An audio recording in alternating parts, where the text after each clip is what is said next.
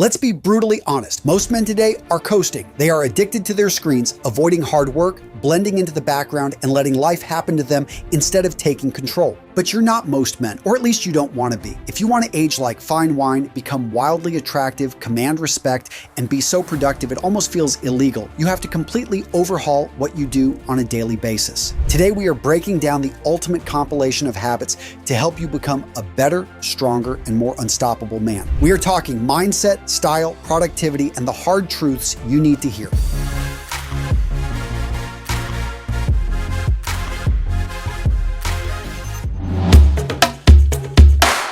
I know I'm guilty of this. When I was a teenager, when I was in my early 20s, any beautiful woman that would give me any attention, I was like putty in her hands. I just felt, oh my gosh, this deity, this beautiful being is actually looking at me, giving me attention. Well, after having a few beautiful girlfriends and developing my own confidence, I soon realized women have as many issues, if not more, than most guys. And for the record, they definitely are not deities. And we see this go both ways. A lot of men put other men on a pedestal, athletes they admire, politicians who they align with. And they basically say, these people can do no wrong. I'm going to just support this person blindly. Here's the thing. When you support somebody blindly, you oftentimes walk into a big mess. You need to make up your own mind and make up your own decisions. So many of us, we see a beautiful woman and we can't talk, we're falling over ourselves.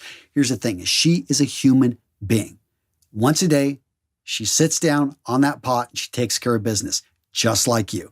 You know, the thing is, growing up, I think if you humanize people that way and you realize that they are going to get old, that they have bad days, that even if she's incredibly beautiful now, she's not always going to have that physical beauty that, you know, and what does that matter when you realize it was just something she happens to be born with?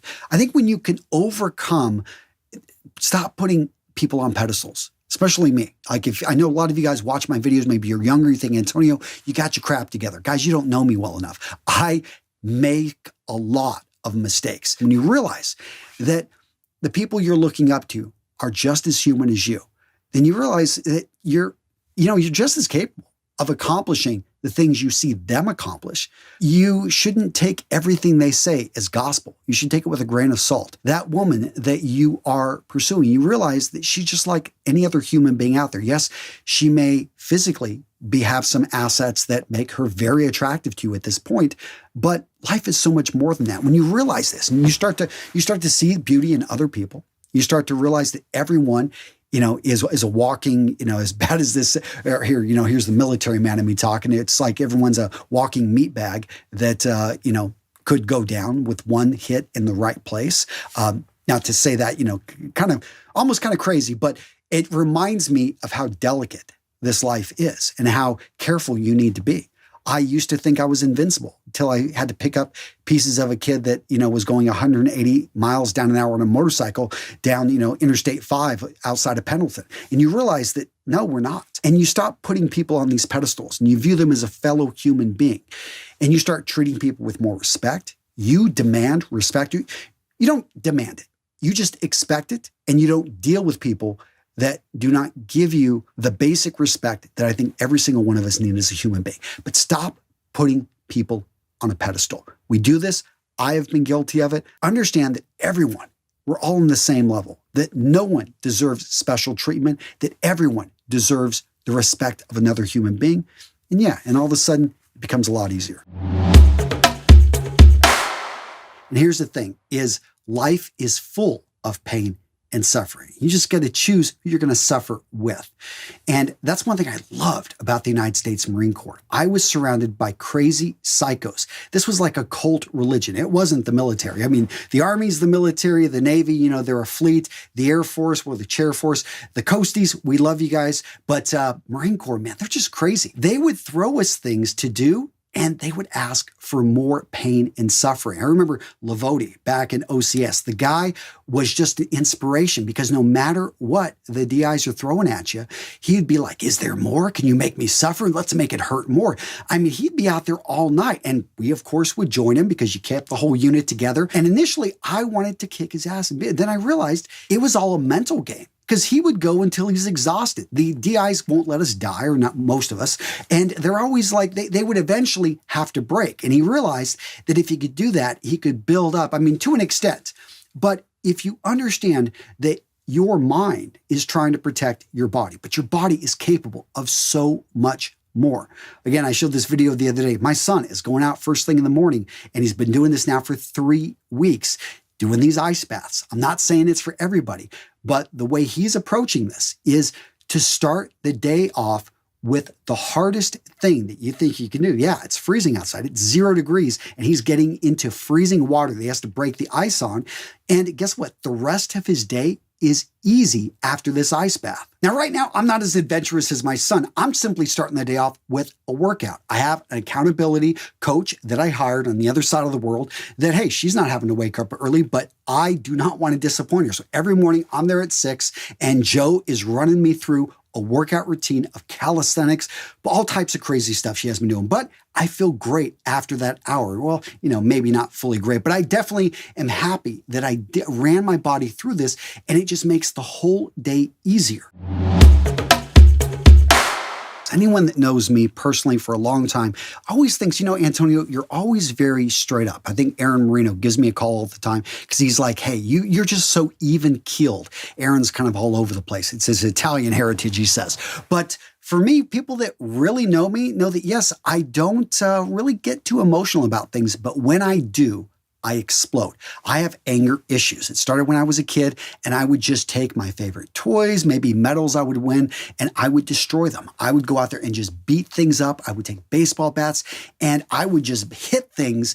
And I remember one time I hit this metal thing so hard it bounced back and hit me in the head, almost knocked me out. Didn't teach me a lesson, because throughout life, my wife has seen this a few times. We have just gotten into arguments, and I maybe took a book, a page out of Steve Carroll's book. I jumped out of the car one time. Not the smartest thing. We were only going about 20 miles an hour. Point being is I'm like, I got to get out of here. The other day, I couldn't figure out the television. I don't know. It's like we got all these remotes, and I was just trying to watch something, and I had a tough day, and I tore it and I broke it up. And I still feel stupid. I mean, this was just 2 months ago. And I realized, why I did this?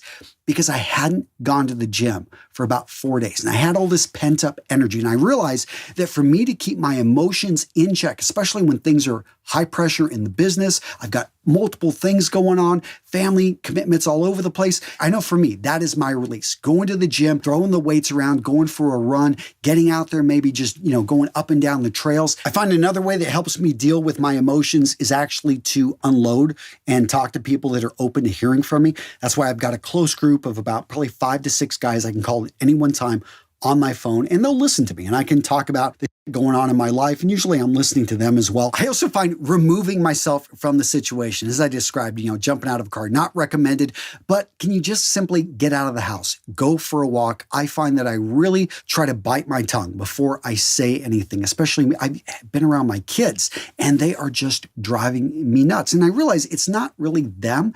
It's probably all the other things that have happened either that day, that week, and they are going to be the straw that breaks the camel's back. I find that, hey, you know what? I just need to get out of this situation. My wife, she sees it when I'm kind of reaching this point, and she says, hey, how about you just get out of here? How about you go for a drive? How about maybe you want to go to the gun range, which, may sound a little bit dangerous to some of you guys, but I find that just simply going down and focusing on my breathing, putting lead down range, it's almost a mental exercise. I would love to hear from you guys, though, down in the comments below. What are the ways that you control your emotions? How do you keep everything in check? How do you stop from, being like a volcano and exploding?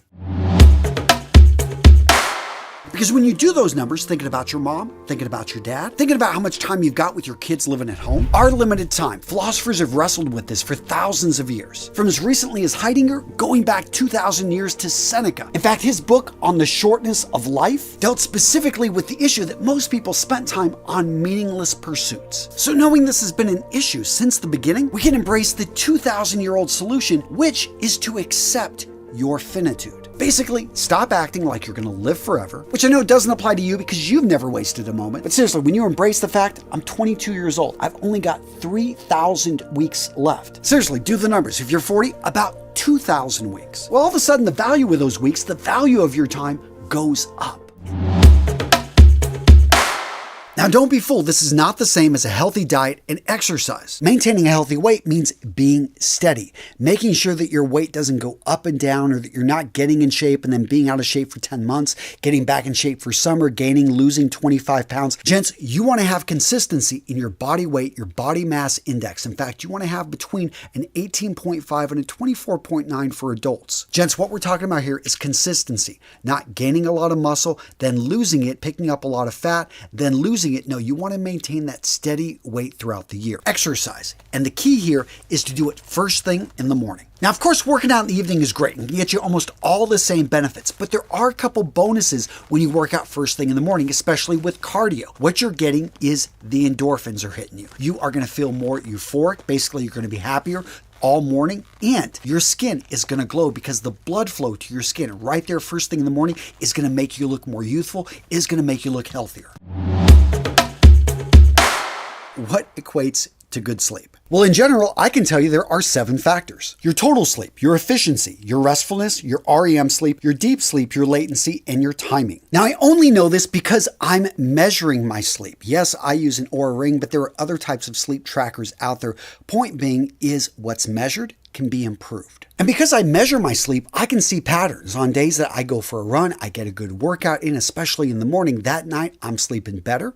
A pattern there? Yeah, take care of your body, and all of a sudden, you're able to get better sleep. In addition, if you're going to be going to bed at 9, yeah, I know I go to bed early. Don't be eating a big meal at 8 p.m. or even 7 p.m. Why? Because it takes me at least 3 hours to process that food. Otherwise, I just won't sleep well. Guys, if you want to stay healthy, avoid obesity, avoid cognitive decline, you need to make sure your body is getting sleep. Thing is, when you live with a lot of people that depend on you, you're getting pulled, you're getting dragged everywhere. But I've realized I need to take some time off. But it's hard to do that whenever you're in and around other people who have other priorities and are always trying to drag you into other things, even when you're resting, reading a book, catching your breath. So my new response to people, and it's actually been working, is whenever I am resting, I'm catching up on my reading, I'm in a relaxed mode, or people ask me, what am I doing on my day off? I tell them I'm resting hard. Now, the reason I'm saying it, which I think a lot of you guys already picked up on, is normally we say we work hard. Well, guess what? I want to give rest the same type of priority because I do think it's really important. In fact, I'm not the only person. There's tons of research that shows once you work past 50 hours a week, your ability to focus, to concentrate, to be effective really starts to drop off. And I know personally, if I don't take time to unplug in the week, I become much more irritable. I'm less effective when I am working. And yeah, I'm just not a fun guy to be around. So to improve your discipline, make sure to get the rest you need.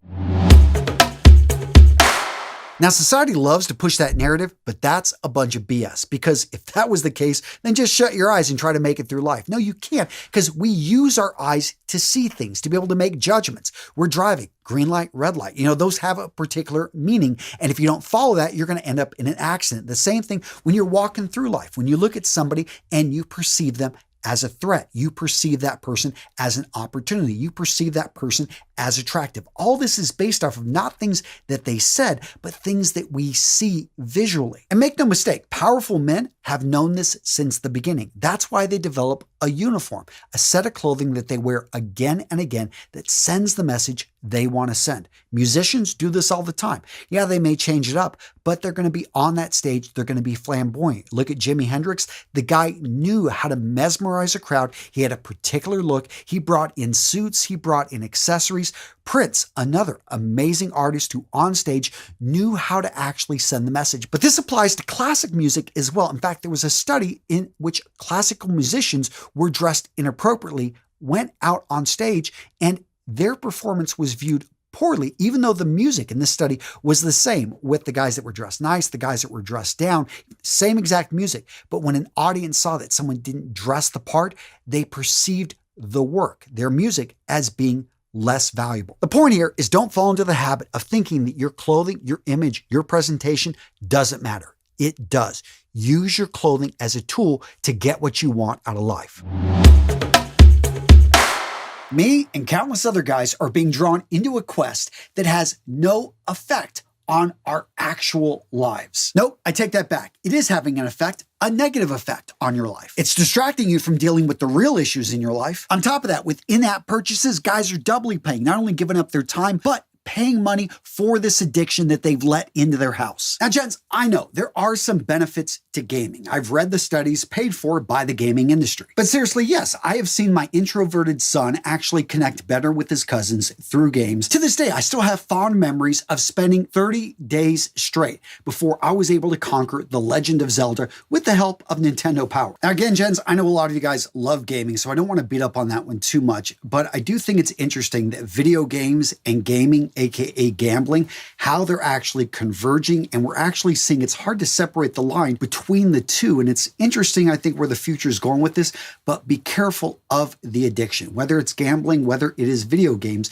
understand they're using a lot of the same mechanisms to suck you in. Most likely, if you're watching this channel, if you're looking to become the man you know yourself to be, you know that you've got things you need to do. Let's talk about your alcohol consumption. Now, depending on what study you read, apparently moderate consumption of alcohol can have some heart benefits. But for most people, they're not going to drink moderately. Yeah, one glass is going to turn into a bottle, one beer is going to turn into a case. Gents, drinking like this leads to liver disease, cancer, and I haven't even gotten into how alcohol negatively affects things like your skin and your sleep quality. For me personally, I stopped drinking in my early 30s. It was a decision that I realized the cost benefit really wasn't enough. Not only was I saving money because I was scrapping for every dollar at that point, but also I just realized, when I say no to it, I just make it a hard no. All of a sudden, I don't have to worry about having any hangovers. And I'd have to say, just cutting alcohol out of my life entirely has made it easier to live a healthy lifestyle. Plus, my friends now like going out with me because I'm the sober driver. Next up, we've got smoking. Not to beat a dead horse, but guys, if you're smoking, what's up with that? I mean,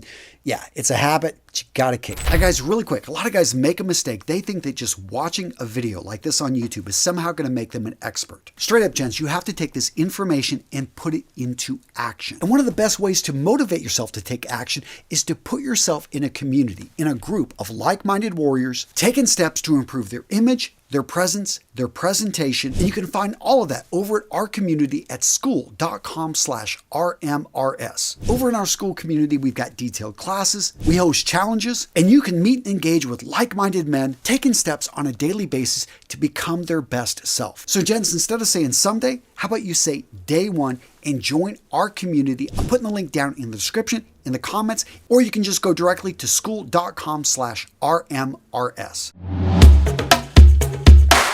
I get it. This system is what helps make us all great. The fact that we have other people that are very specialized in what they do and that we can work with them, that's awesome. We see this in families, we see this in communities, and this is a great thing. But you do not want to become so specialized, or even worse, afraid to try to do something new. An example, the other day, I had an issue with my washing machine. Leaked all over the place, turned it off, drained it, and I thought, okay, I'm going to call somebody in, have them work on it. And then I started thinking about it. The real reason I could say, oh, my time's too valuable. But the real reason I didn't want to address this is I was scared. I was worried. I had no idea mechanically how to figure this thing out. Guess what? I went and looked at a few videos on YouTube. I just broke out the different parts of the machine, opened up the back, and I found the problem. And I have to admit, that was it, the highlight of my day. Being able to fix something so simple, so mechanical. And I think so many of us guys are losing that. We don't know how to fix our own water heater. We don't know how to actually get in and make repairs on our own vehicle.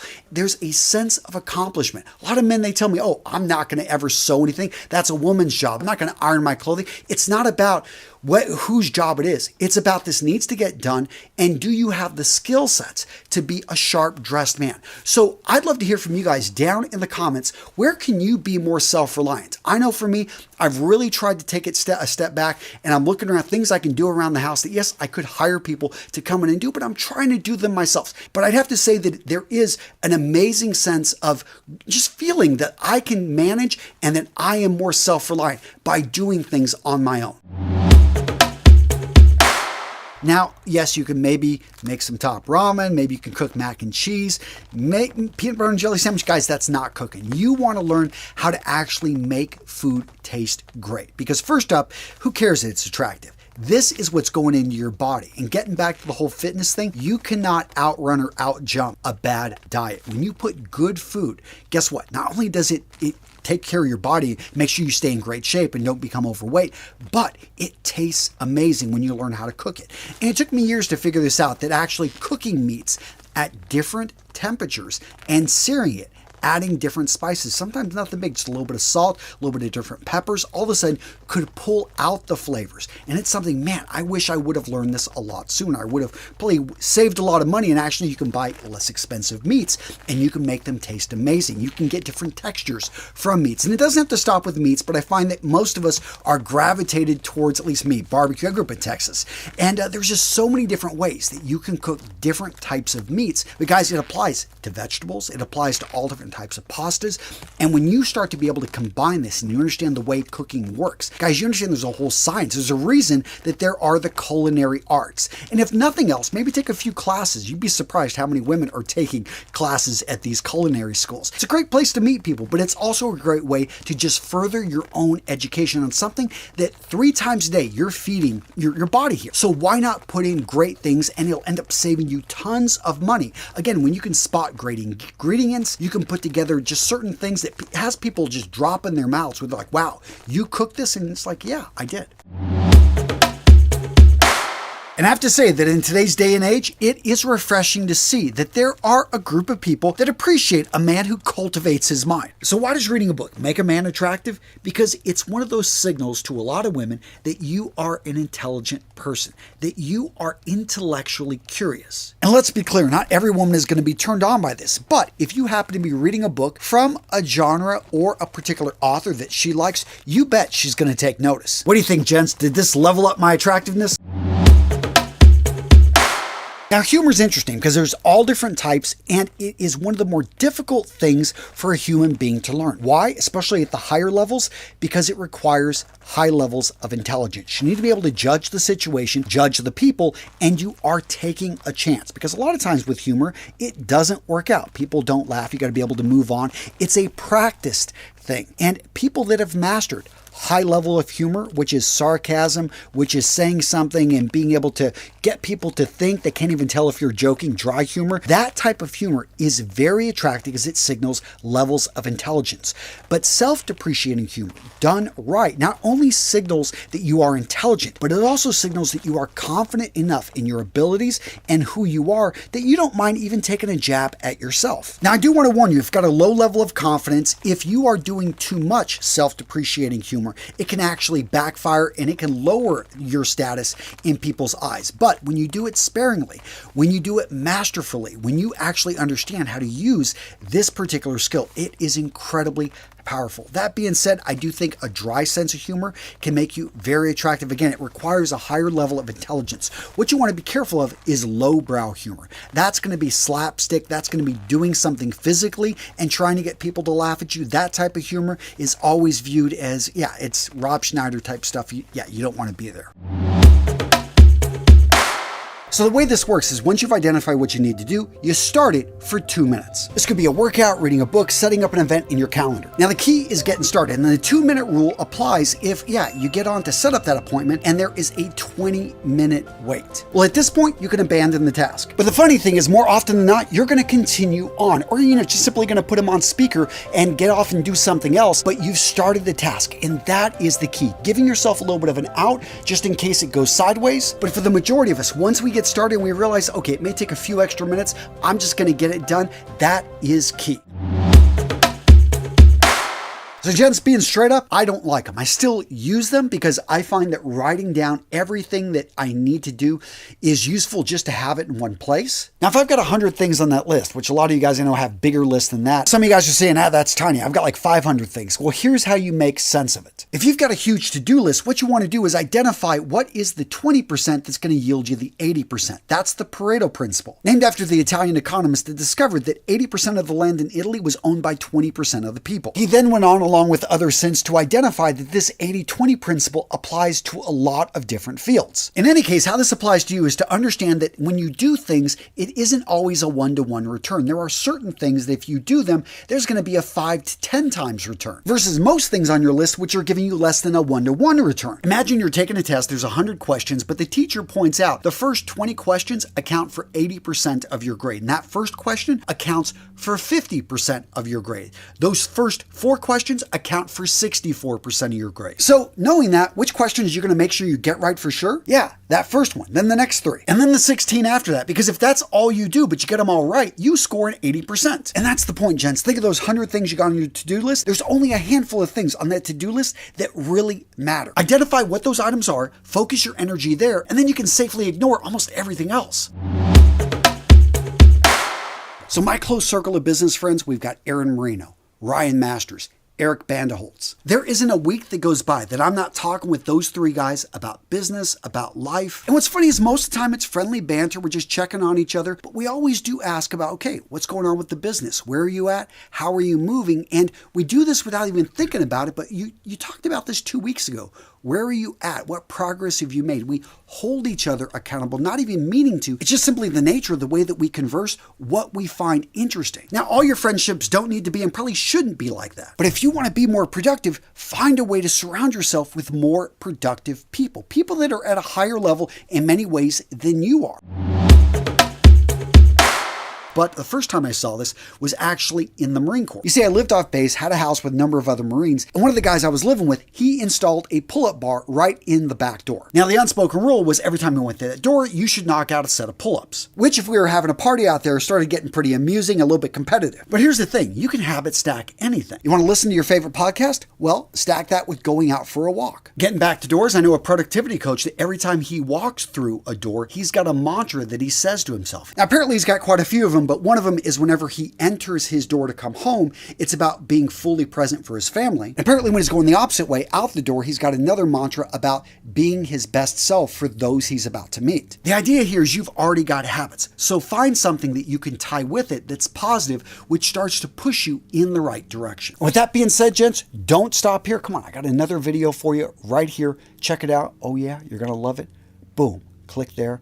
Go check it out. Solid video. Come on. You're here. You're still, why are you still here? Click the video right there.